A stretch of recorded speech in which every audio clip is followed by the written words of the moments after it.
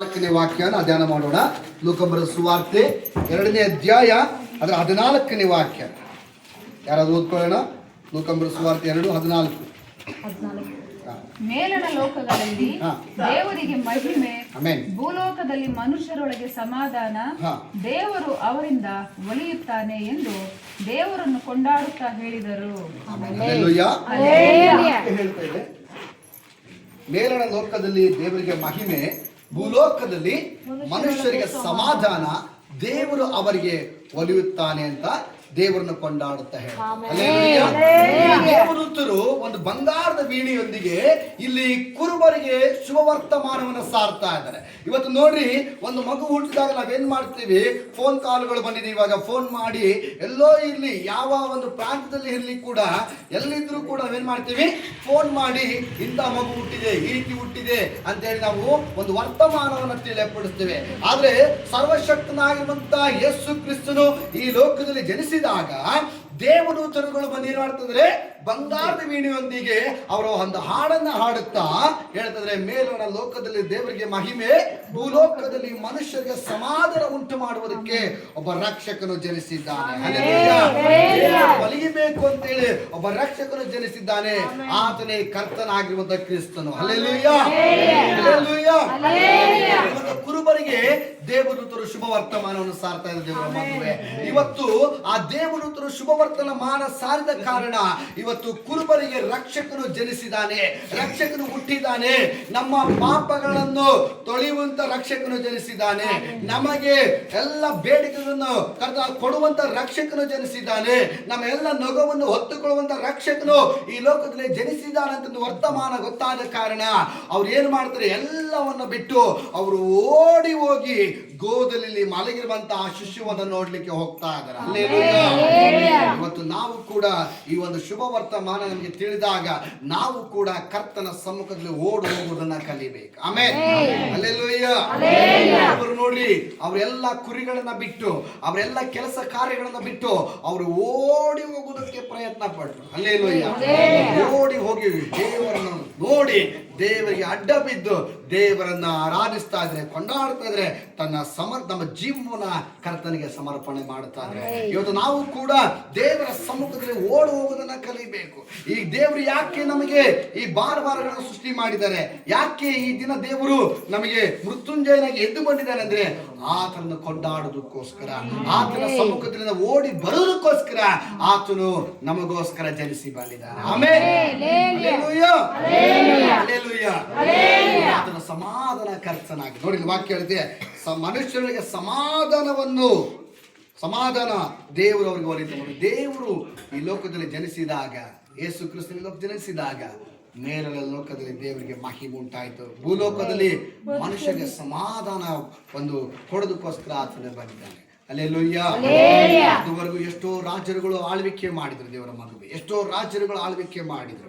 ಈ ಇಸ್ರಾಯೇಲರು ಹೇಳ್ತಾ ಇದ್ದಾರೆ ದೇವರಿಗೆ, ನೀನು ನಮ್ಮನ್ನು ನಡೆಸೋದು ಬೇಡ, ಇನ್ನು ಮುಂದೆ ನಮಗೊಬ್ಬ ರಾಜ್ಯನನ್ನು ಮಾಡು ಅಂತೇಳಿ ಹಳೆಯ ಪಡೆದು ನೋಡೋದಾದ್ರೆ ಮೊಟ್ಟ ಮೊದಲಾಗಿ ಒಬ್ಬ ರಾಜ್ಯ ಉಂಟಾಗ್ತದ್ರೆ ಅವನೇ ಸೌಲ, ಆಮೇಲೆ ದಾವೀದ, ಆಮೇಲೆ ಸೊಲೊಮೋನ, ಆಮೇಲೆ ಇದೇ ರೀತಿಯಾಗಿ ಬರೋದಾದ್ರೆ ಎಷ್ಟೋ ರಾಜ್ಯಗಳು ಬಂದ್ರು, ಆದ್ರೆ ಅವರಿಗೆ ಸಮಾಧಾನ ಸಿಗ್ತಾ ಇಲ್ಲ. ಆದ್ರೆ ಈ ರಕ್ಷಕನು ಜನಿಸಿದಾಗ ಮನುಷ್ಯರಿಗೆ ಸಮಾಧಾನ ಉಂಟಾಗ್ತದೆ. ಸ್ವಾಮಿ, ನಿನ್ನ ಕುಟುಂಬದಲ್ಲಿ, ನನ್ನ ಕುಟುಂಬದಲ್ಲಿ, ನಿಮ್ಮ ಹೃದಯದಲ್ಲಿ, ನಮ್ಮ ಹೃದಯದಲ್ಲಿ ಅದನ್ನು ಜನಿಸುವಾಗ ನಮ್ಮ ಹೃದಯ ಮತ್ತು ಸಮಾಧಾನವಾಗಿ ಮಾರಲ್ಪಡ್ತದೆ. ದೇವರು ಸಮಾಧಾನ ಕೊಡೋದಕ್ಕೋಸ್ಕರ ಮನುಷ್ಯನಾಗಿ ಈ ಲೋಕದಲ್ಲಿ ಮಾನವರಿಗೆ ಜನನ ಕೊಟ್ಟು ಓಡಿ ಬಂದ ದೇವರಾಜನಾಗಿದ್ದಾನೆ. ಹಲ್ಲೆಲೂಯಾ. ಎಷ್ಟೋ ಜನ ಸಮಾಧಾನ ಹಾಕಿ ಸಮಾಧಾನಕ್ಕೋಸ್ಕರ ಎಲ್ಲೆಲ್ಲೋ ಪ್ರಯತ್ನ ಪಡ್ತಾ ಇದ್ರೆ ಅದರ ಸಮಾಧಾನ ಇವತ್ತವರಿಗೆ ಸಿಗ್ತಾ ಇಲ್ಲ. ಹಲ್ಲೆಲೂಯಾ. ಸಮಾಧಾನಕ್ಕೋಸ್ಕರ ಏನೆಲ್ಲ ಪ್ರಯತ್ನ ಪಡ್ತಾ ಇದ್ರೆ ಅದರ ಸಮಾಧಾನ ಸಿಗ್ತಾ ಇಲ್ಲ. ಆದ್ರೆ ದೇವರು ಸಮಾಧಾನ ಕೊಡೋದಕ್ಕೋಸ್ಕರನೇ ಆತನು ಮಾನವನಾಗಿ ರಕ್ಷಕನಾಗಿ ಈ ಲೋಕದಲ್ಲಿ ಜನಿಸಿ ಬಂದಿದ್ದಾನೆ. ಆಮೇಲೆ ಹಲ್ಲೆಲೂಯಾ. ನೋಡ್ರಿ, ನಾವು ಒಂದು ದಿನ ಪಾಪದ ಲೋಕದಲ್ಲಿ ಇರಬೇಕಾದ್ರೆ, ನಾವು ಒಂದು ದಿನ ಯಾವ ರೀತಿಯಾಗಿ ಕ್ರಿಸ್ತನ ತಿಳಿದಿರಬೇಕಾದ್ರೆ ನಮಗೂ ಸಮಾಧಾನ ಇಲ್ಲ. ಶಾಂತಿ ಇಲ್ಲ, ನೆಮ್ಮದಿ ಇಲ್ಲ, ಜೀವನ ಜಿಗುಪ್ಸಿಯಾಗಿ ರೋಗದಲ್ಲಿ, ಶಾಪದಲ್ಲಿ, ಬಂಧನದಲ್ಲಿರ್ಬೇಕಾದ್ರೆ ದೇವರು ನಮ್ಮನ್ನು ನೋಡಿ ಓಡಿ ಬಂದ ಕಾರಣ ಇವತ್ತು ನಮ್ಮ ಸಮಾಧಾನವಾಗಿ ಆತನ ಆರಾಧಿಸ್ತಾ ಇದೆ. ಆಮೇಲೆ ಇವತ್ತು ನಮ್ಮ ಜೀವನ ಸಮಾಧಾನಕರವಾಗಿದೆ. ಎಷ್ಟೋ ಜನ ಸಮಾಧಾನ ಸಿಗ್ತಾ ಇಲ್ಲ ಅಂತೇಳಿ ಇವತ್ತು ಅನೇಕ ರೀತಿಯಾಗಿರುವಂತ ಅವರು ಗುರಿಗಳಿಗೆ ಅವರು ಒಳಗಾಗ್ತಾ ಇದ್ದಾರೆ, ಸಾಯುವುದಕ್ಕೆ ಒಳಗಾಗ್ತಾ ಇದ್ದಾರೆ, ಸಮಾಧಾನ ಸಿಗ್ತಾ ಇಲ್ಲ ಅಂತೇಳಿ. Hallelujah, hallelujah.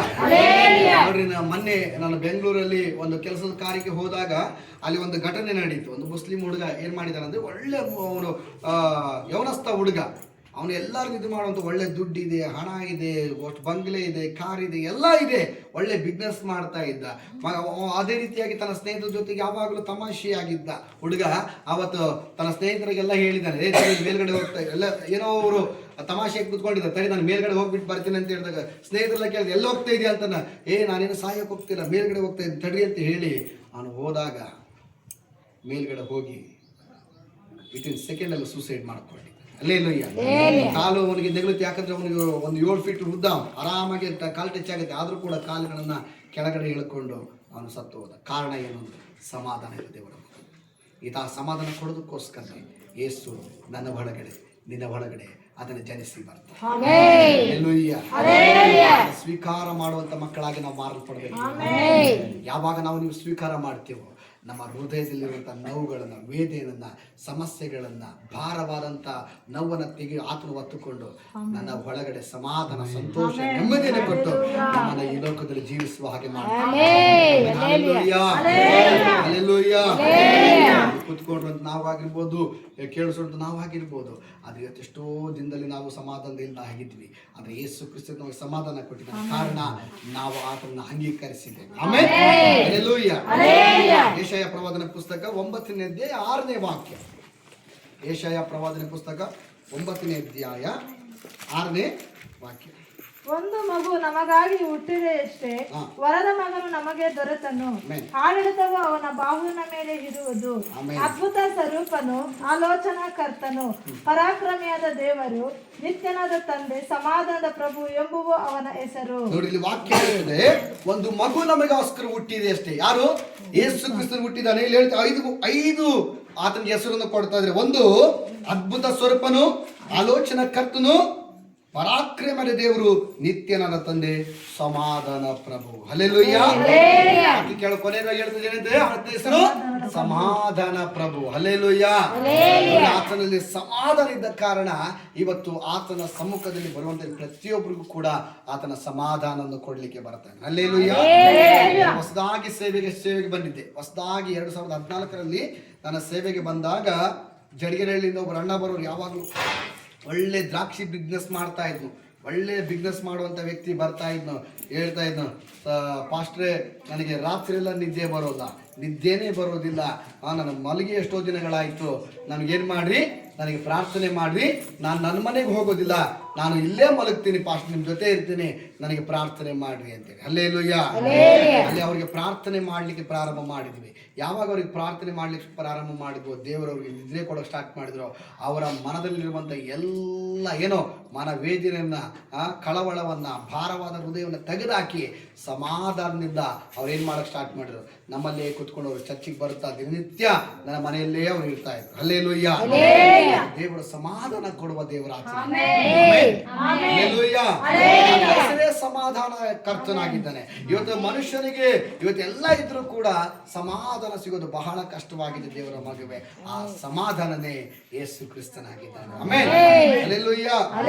ಏನ್ ಬೇಕಾಗಿದ್ರೆ ಮನುಷ್ಯನ ಜೀವನಕ್ಕೆ ನೆಮ್ಮದಿ ಅಲ್ವಾ?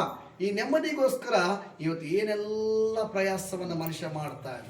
ಅವನು ಏನೇನೆಲ್ಲ ಪ್ರಯತ್ನ ಪಟ್ಟು ಶಕ್ತಿಗೆ ಮೀರಿದ ಒಂದು ಪ್ರಯಾಸವನ್ನು ಅವನು ಪಡ್ತಾ ಇದ್ದಾನೆ. ಆದ್ರೆ ಈ ನೆಮ್ಮದಿ, ಸಮಾಧಾನ ಅವನಿಗಿಂದ ತೆಗೆದುಕೊಳ್ಳಕ್ಕಾಗ್ತಾ ಇಲ್ಲ. ಇದೆಲ್ಲಿ ಹೋದ್ರೂ ಸಿಗೋಕ್ ಸಾಧ್ಯವಿಲ್ಲ. ಇದು ದೇವರ ಸಮ್ಮುಖದಲ್ಲಿ ಕೂತ್ಕೊಂಡ್ರೆ ಮಾತ್ರ ಈ ಸಮಾಧಾನ, ನೆಮ್ಮದಿ ಸಿಗಲಿಕ್ಕೆ ಸಾಧ್ಯ. ಹಲ್ಲೆಲೂಯಾ. ಯಾಕೆಂದ್ರೆ ಯಾವಾಗ ನೀವು ಆತನ ಸಮ್ಮುಖದಲ್ಲಿ ನಾವು ಮನಪೂರ್ವವಾಗಿ ಕೂತ್ಕೊಳ್ತೇವೋ ಆವಾಗಲೇ ನಮಗೆ ಆತನ ಸಮಾಧಾನ, ಶಾಂತಿ, ನೆಮ್ಮದಿಯನ್ನ ಕೊಡ್ಲಿಕ್ಕೆ ಆತನ ಶಕ್ತನಾಗಿದೆ. ಹಲ್ಲೆಲೂಯಾ.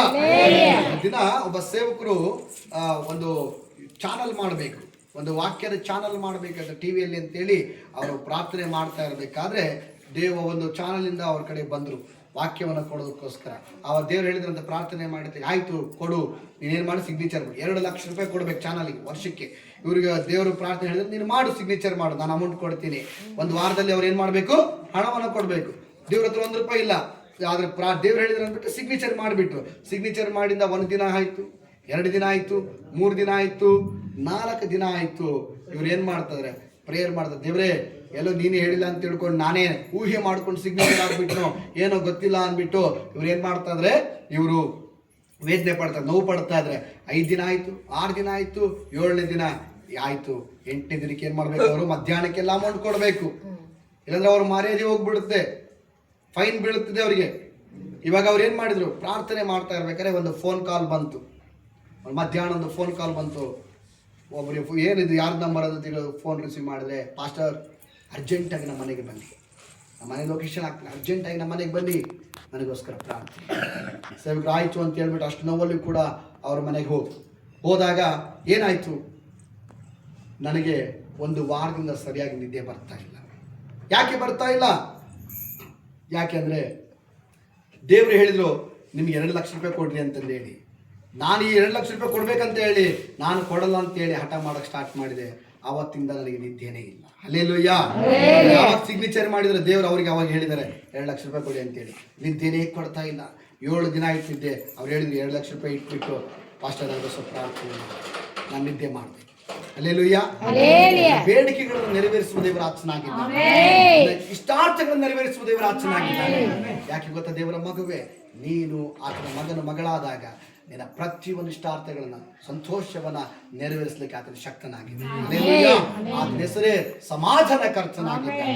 ಇವತ್ತು ದೇವರು ನಿನ್ನ ಹೃದಯದಲ್ಲಿ ಜನಿಸುವಾಗ ಇವತ್ತು ಆತನ ಸಮಾಧಾನ ನಮಗೆ ಏನು ಇಮಿಡಿಯೇಟ್ಲಿ ಆಗಿ ನಮಗೆ ಆಟೋಮೆಟಿಕ್ ಆಗಿ ಆ ಸಮಾಧಾನ ಬರುವಂಥದ್ದಾಗಿದೆ. ಆಮೇಲೆ ಹಲ್ಲೆಲೂಯಾ.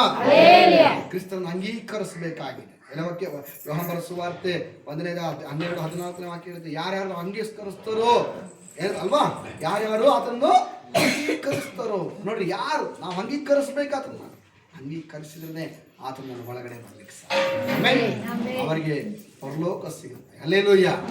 ಅದಕ್ಕೋಸ್ಕರನೇ ಇವತ್ತು ಆತನ ಸಮಾಧಾನ ಕೊಡ್ಲಿಕ್ಕೆ ನಮ್ಮ ಬಳಿ ಬಂದಿದ್ದಾನೆ. ಸೊ ದೇವವಾಕ್ಯ ಎಲ್ಲ ಮಕ್ಕಳು ತುಂಬಾ ಸಮಯ ಆದ ಕಾರಣ ನಾನು ಮುಗಿಸ್ಲಿಕ್ಕೆ ಇಷ್ಟಪಡ್ತೀನಿ. ಆತನ ಹೆಸರೇ ಸಮಾಧಾನ ಕರ್ತನ ಹಿಡ್ಕೊಂಡು ಮುಂದೆ ಸಾಗೋಣ.